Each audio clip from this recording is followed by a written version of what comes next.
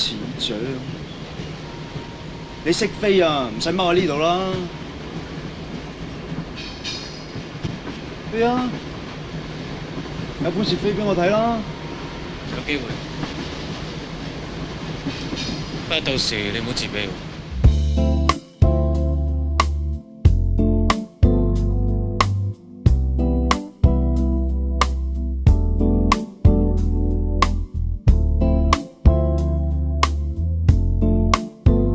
王家卫的《阿飞正传》是一部关于时间的电影，也是一首献给孤独的诗。它讲述的不只是几个年轻人在60年代香港的爱情纠葛，更是那个时代下无数阿飞的精神肖像。他们迷惘、冲动、倔强，追寻着看不见的远方，却始终找不到落脚之处。影片中最著名的一句台词来自张国荣饰演的旭仔：有一种鸟是没有脚的，它一生只能在空中飞翔，累了就在风中睡觉，它一辈子只能落地一次，那就是它死的时候。这不仅是阿飞的自白，更是整部电影的灵魂隐喻。那些在城市边缘踉跄生长的青年们，如这无脚的鸟一般被命运推着飞翔。他们渴望自由，却又逃避羁绊；他们追逐爱，却又害怕被爱束缚。他们以为自己在选择人生，实际上早已被人生选择。王家卫用他独特的镜头语言，将时间拍得可触可感。钟摆的滴答声，闷热的夏风，粘稠的空气，无力的电扇，这些看似琐碎的片段，构筑起一种无法言说的空白感。在这种空白里，人物的情感既浓烈又虚无，他们一次次擦肩、错过、相遇又离开，仿佛命运注定他们无法抵达终点。这种未完成的气质，也成为王家卫作品最深的印记。《阿飞正传》不仅是王家卫时代电影的宇宙起点，更是香港电影从叙事到气质的一次转折。他抛弃了线性剧情的安全感，转而用片段、记忆和情绪来编织故事。他拒绝把人物塑造成典型，而是让他们成为活生生的矛盾体。正因为如此，这部电影才在30余年后依然让人念念不忘。因为我们在旭仔、苏丽珍、咪咪、超仔的身上看见了自己青春里无法安放的影子。不只看热闹，更要看门道。欢迎来到观影悟道。《阿飞正传》将观众带回到1960年代的香港与南洋，一个殖民余韵与现代化交错的时代背景下，人与自我的身份焦虑格外鲜明。男主角旭仔以看似玩世不恭的姿态对抗世界的虚伪与荒谬，但他的反叛并非真正的自由，而是对内在空虚的遮掩。他自喻为无脚鸟，这个隐喻不仅揭示了他漂泊无依的存在状态，也折射出整部电影的主题：个体与命运的抗衡，以及自我认同的永恒困境。让我们一同走进阿飞的孤独旅程，看他如何在一场关于爱与自由的游戏中迷失自我。镜头从背影开始，旭仔走出昏暗过道，一件黑色 polo 衫，油亮的头发一丝不苟。他开了瓶饮料，随口问姑娘名字：“你叫咩名？”我做咩話俾你知啊？應該叫做叫蘇麗珍。蘇麗珍表現驚慌，旭仔留下一個預言般的尾音，而且今天晚上你會夢到我。他根本不給對方說話的機會，轉身就走。香港電影史上最讓人上頭的浪子形象誕生了。第二天，旭仔再次來到蘇麗珍的小食部。我尋晚冇發夢見到你喎。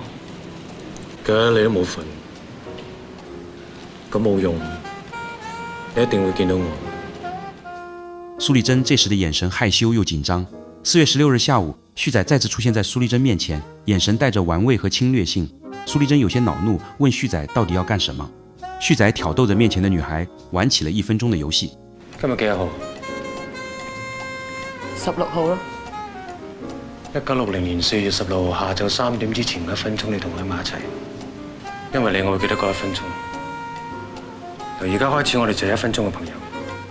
呢個係事實嚟嘅，你追唔返嘅，因為已經過去咗。他語氣篤定，帶着不容置疑的控制欲，並且表示明天還會再來。旭仔的出現像一顆石子投入蘇麗珍平靜的心湖，他以曖昧的言語、精準的時機和不容回避的眼神編織成一張情感補網。鏡頭悄然切換，兩人已躺在同一張床上，臉頰相貼，呼吸相聞，親密中彌漫着誘惑的氣息。蘇麗珍輕聲問道：“你會不會跟我結婚？”聲音裡藏着一絲期待與不易察覺的不安。旭仔幾乎沒有猶豫地回答：“不會。”方才身体的温存与他此刻语气的冰冷形成了一种无声的残酷。苏丽珍没有争论，只是沉默地起身，穿好衣服，留下一句我不会再回来了，头也不回地离开了这个让他心碎的地方。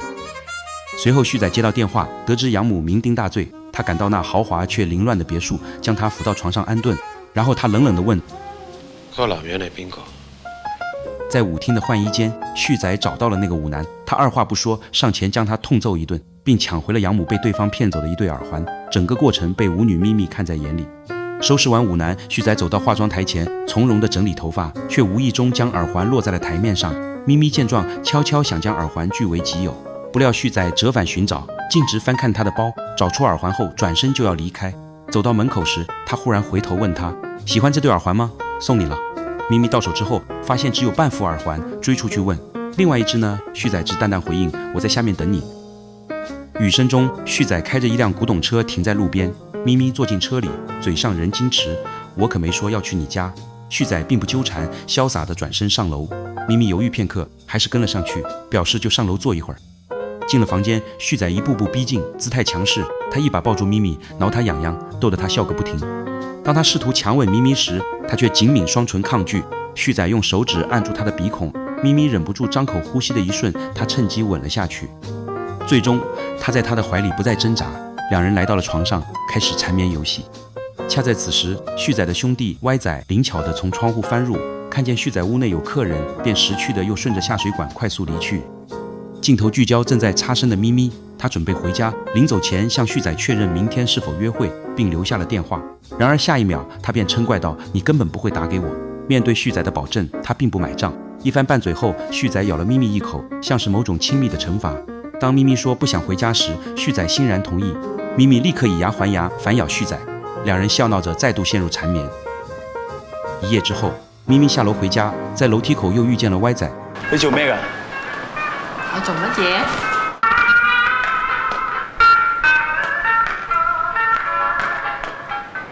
點啊？估唔估到？未估到喎。咪咪立刻察覺到他意在揩油，收起笑容轉身便走。歪仔忙問他的名字，他頭也不回地答：叫我咪咪就行了。旭仔躺在床上悠閒抽煙，內心獨白響起：我聽人講呢個世界有種雀仔冇腳嘅，佢只可以一直咁飛啊飛，飛到攰嗰陣就喺啲風入邊瞓覺。呢種雀仔一世只可以落地一次，一次就係佢死嘅時候。隨即走到鏡子前的他，伴着慢波舞的節奏，他從房間一路舞到陽台，仿佛在用縱情的舞步詮釋那句只能一直飛，累了在風裡睡覺的宿命。養母在餐廳找到旭仔，質問他為何打他男友。旭仔說他那麼年輕，無非是為了騙你的錢。養母反駁他是為了錢，但能哄我開心。我養你這麼多年，你讓我開心過嗎？旭仔被刺痛，負氣說道：那就都別開心了。養母追問他想怎樣，旭仔說你知道我想要什麼。養母立刻明白他指的是生母的事，表示絕不會告訴他。以前是不捨得，現在是不值得。他轉而說你現在對我好點，說不定我哪天會告訴你。旭仔不為所動，只冷冷回道：我等着你翹着脖子來告訴我的那天。咪咪一邊探聽旭仔的事，一邊看穿歪仔的小心思，提醒他可別追他。歪仔被拆穿，場面一陣尷尬。雨夜，蘇麗珍在旭仔的公寓樓下久久等候，一名巡邏警察超仔上前詢問他為何滯留在此。他低聲答道：在等朋友。警察好心幫他敲開了旭仔的門。旭仔走下樓問他有什麼事，蘇麗珍說想拿回自己的東西，旭仔便讓他上樓。在昏暗的樓道裡，蘇麗珍說想回到旭仔身邊。旭仔坦言自己不是會結婚的人，不適合他。蘇麗珍用幾乎乞求的語氣說道：不結婚也可以，我只想和你在一起。這句話標誌着他在這場感情中徹底放棄了尊嚴與底線，也象徵着傳統價值在熾烈情慾與依賴感面前的全面潰敗。你究竟有冇中意過我？呢世人都唔知仲會中意幾多女人，而到最後我亦都唔知道邊位先係我最中意。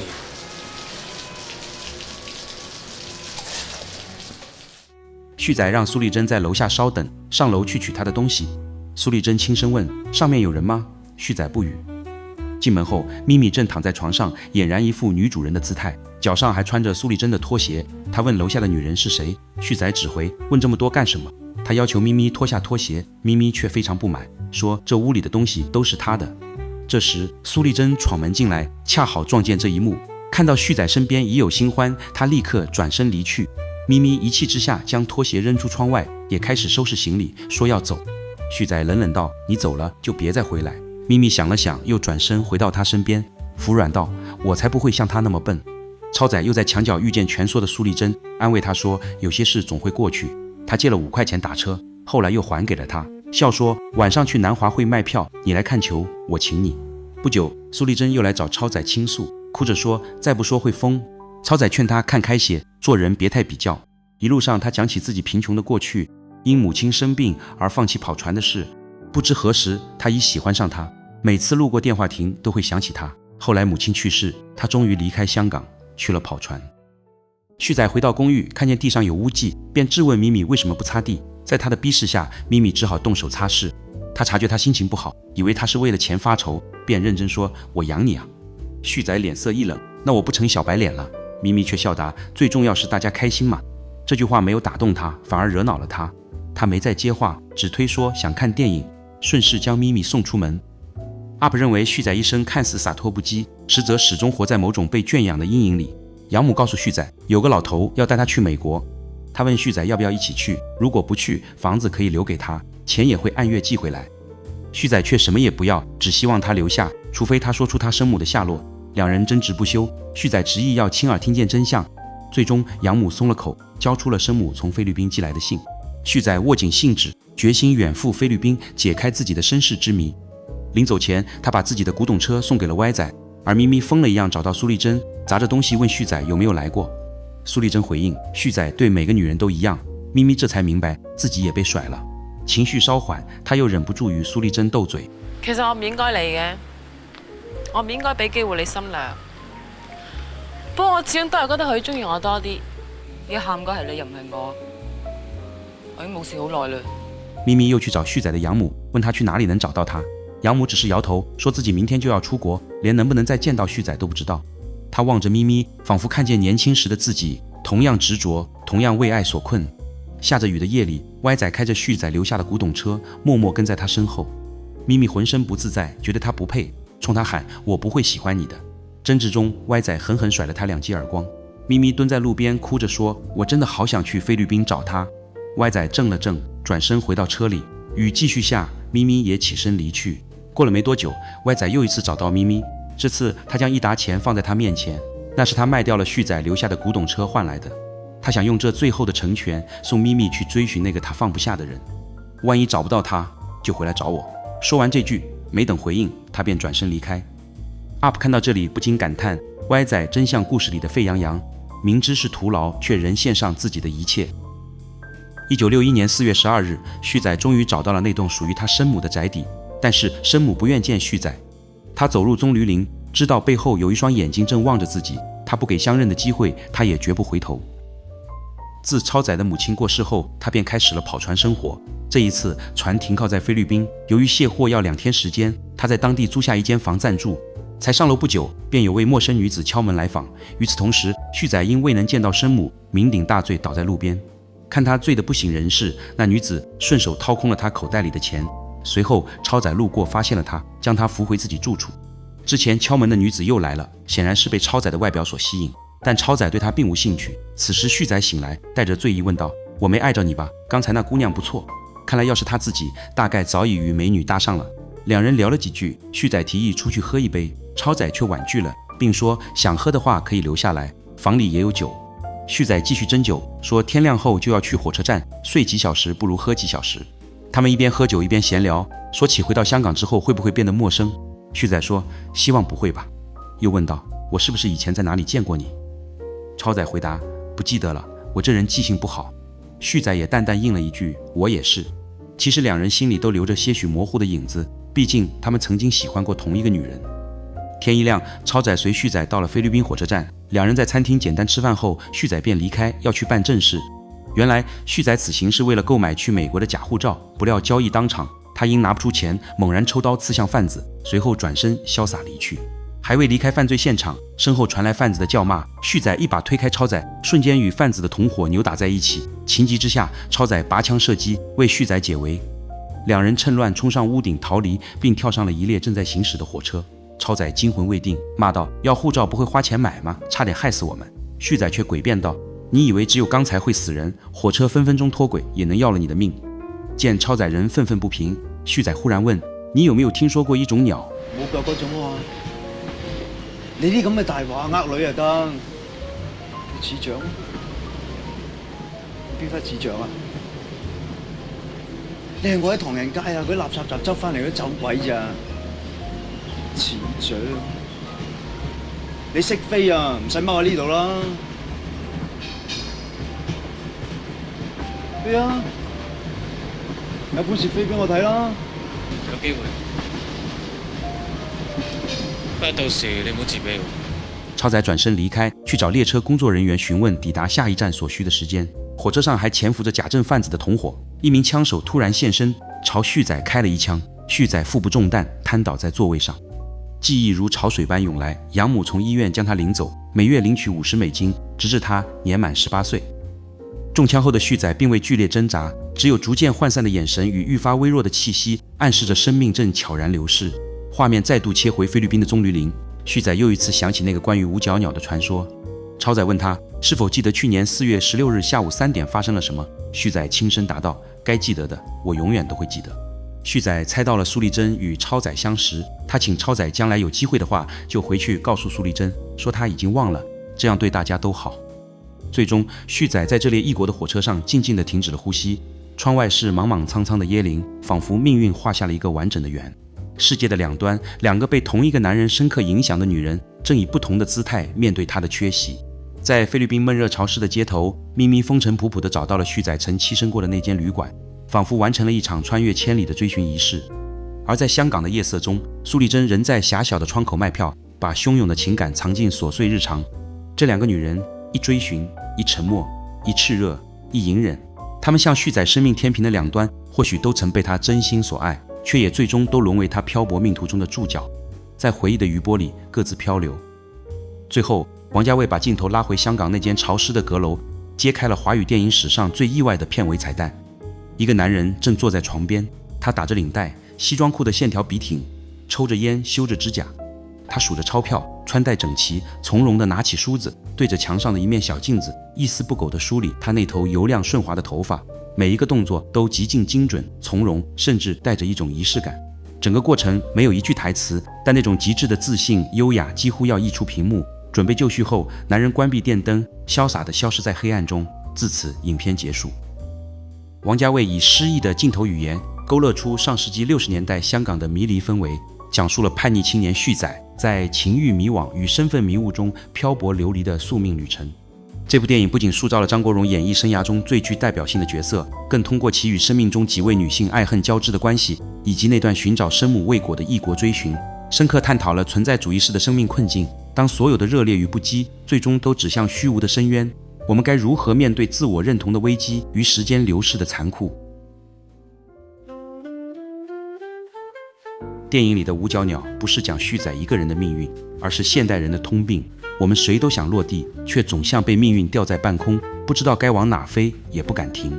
旭仔用謊言裝點自己，我們也一樣，拼事業、談戀愛、討好世界，不過是在替自己找個理由，讓日子顯得有意義。不同的是，他過早地看透了自己謊言的結局，明白五角鳥一出生就已經死了。這話扎心。當你意識到人生沒有劇本，能做的只有兩件事，要麼自己寫一個，要麼像旭仔那樣在虛無裡慢慢墜落。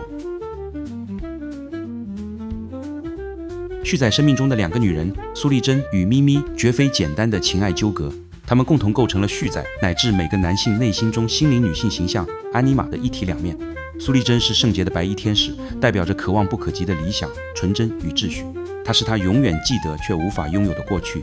咪咪則是熱烈的紅塵知己，象徵着肉身的慾望、潑辣的生命力與混沌的當下。她是她在現實中的慰藉，卻無法觸及她的靈魂。旭仔在兩個女人間的故事，實則是在自身精神與肉體、理想與現實之間的永恆分裂。